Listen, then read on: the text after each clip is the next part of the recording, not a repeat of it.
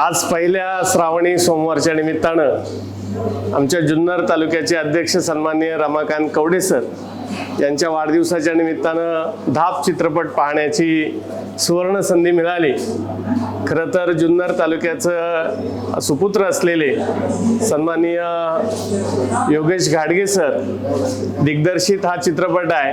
त्यांची भूमिका यामध्ये विठोबाची भूमिका अत्यंत मनापासून भावली। माणसाला जर विकलांगता असेल तर जीवन जगण्यामध्ये देखील त्याला धाप लागते, याचं अत्यंत मूर्तिमंत चित्रण या चित्रपटामध्ये केलेलं आहे।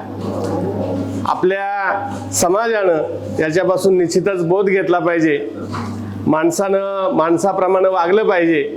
विकलांगांना सुद्धा समाजामध्ये जीवन जगण्याचा अधिकार आहे आणि याचं एक वास्तववादी चित्रण या चित्रपटामध्ये केलेलं आहे। आपल्या जुन्नर परिसराचं चित्रण या चित्रपटामध्ये मोठ्या प्रमाणावर केलेलं आहे। समाजाला अत्यंत दिशा देणारा आणि समाजातील